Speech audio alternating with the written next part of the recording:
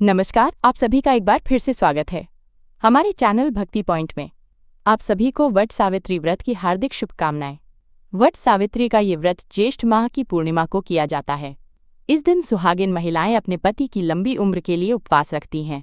ऐसा माना जाता है कि इस दिन सावित्री अपने पति सत्यवान के प्राण यमराज से वापस ले आई थी। इस दिन बड़ के पेड़ के नीचे पूजा की जाती है।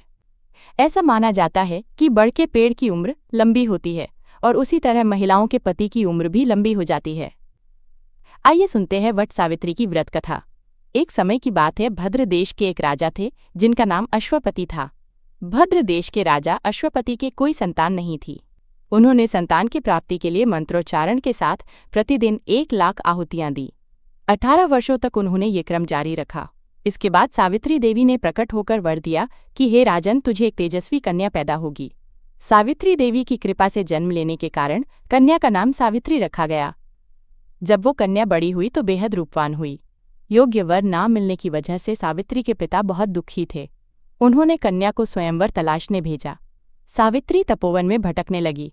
वो साल्व देश के राजा घूमते रहते थे क्योंकि उनका राज्य किसी ने छीन लिया था। उनके पुत्र सत्यवान को देखकर सावित्री ने पति के रूप में उनका वरण कर लिया। ऋषिराज नारद को जब ये बात पता चली तो वो राजा अश्वपति के पास पहुंचे और उन्होंने कहा, हे राजन, ये आप क्या कर रहे हैं?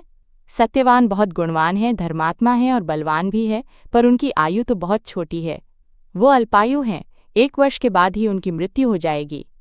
ऋषिराज नारद की बात सुनकर राजा अश्वपति घोर चिंता में डूब गए। सावित्री ने उनसे उनकी चिंता का कारण पूछा तो राजा ने कहा, पुत्री, तुमने जिस राजकुमार को अपने वर के रूप में चुना है वो अल्पायु है। तुम किसी और को अपना जीवन साथी बना लो। इस पर सावित्री ने कहा, पिताजी, आर्य कन्याएं अपने पति का एक बार वरण करती हैं। राजा एक बार ही आज्ञा देता है और पंडित एक बार ही प्रतिज्ञा करते हैं और कन्यादान भी एक बार ही किया जाता है। सावित्री हठ करने लगी और बोली, मैं सत्यवान से ही विवाह करूंगी। राजा अश्वपति ने सावित्री का विवाह सत्यवान से करवा दिया। सावित्री अपने ससुराल पहुंचते ही सास ससुर की सेवा करने लगी।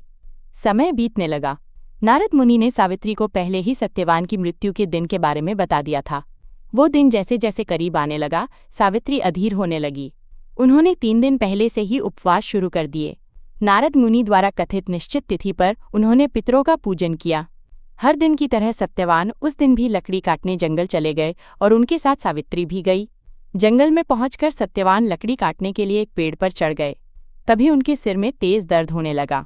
दर्द से व्याकुल होकर सत्यवान पेड़ से नीचे उतर गए। सावित्री अपना भविष्य समझ गई। सत्यवान के सिर को गोद में रखकर अब सावित्री सत्यवान के सिर को सहलाने लगी। तभी वहां यमराज आते दिखाई दिए। यमराज अपने साथ सत्यवान को ले जाने लगे और फिर सावित्री भी उनके पीछे पीछे चल दी। यमराज ने सावित्री को समझाने की बहुत कोशिश की कि ये विधि का विधान है, इसे बदला नहीं जा सकता और तुम्हें साथ नहीं चलना चाहिए। लेकिन सावित्री नहीं मानी। सावित्री की निष्ठा और पति परायणता देखकर यमराज ने सावित्री से कहा, हे देवी, तुम धन्य हो। तुम मुझसे कोई भी वरदान मांग सकती हो, लेकिन मेरे पीछे पीछे मत आओ। सावित्री ने कहा, मेरे सास ससुर वनवासी हैं और अंधे भी हैं। आप उन्हें दिव्य ज्योति प्रदान करें। यमराज ने कहा, ऐसा ही होगा। जाओ, अब लौट जाओ।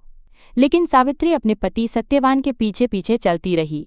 यमराज ने कहा, देवी, तुम वापस जाओ। सावित्री ने कहा, भगवान, मुझे अपने पतिदेव के पीछे पीछे चलने में कोई परेशानी नहीं है। पति के पीछे चलना तो मेरा कर्तव्य है। ये सुनकर फिर से उन्होंने उसे एक और वर मांगने के लिए कहा। सावित्री बोली, हमारे सास ससुर का राज्य छिन गया है, उसे पुनः वापस दिला दे। यमराज ने सावित्री को यह वरदान भी दे दिया और कहा, अब तुम यहाँ से लौट जाओ। लेकिन सावित्री फिर भी पीछे पीछे चलती रही। यमराज ने कहा, सावित्री, एक और वरदान मांगो। इस पर सावित्री ने कहा कि मुझे 100 संतानों और सौभाग्य का वरदान दो। यमराज ने इसका वरदान भी सावित्री को दे दिया और कहा, सावित्री, अब यहाँ से जाओ। सावित्री ने यमराज से कहा, प्रभु, मैं तो एक पतिव्रता पत्नी हूँ और मुझे पुत्रवती होने का आपने आशीर्वाद दिया है। यह सुनकर यमराज को सत्यवान के प्राण छोड़ने पड़े।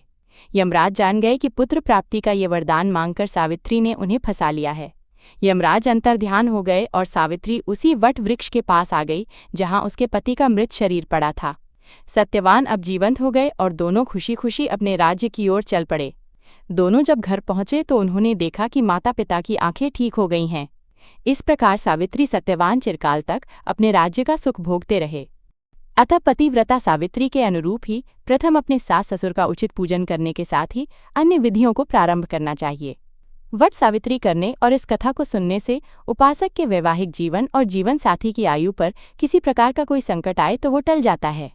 तो ये थी वट सावित्री की व्रत कथा। आपको ये कथा कैसी लगी कमेंट करके ज़रूर बताएं। साथ ही मेरे चैनल भक्ति पॉइंट को सब्सक्राइब करना ना भूलें। धन्यवाद।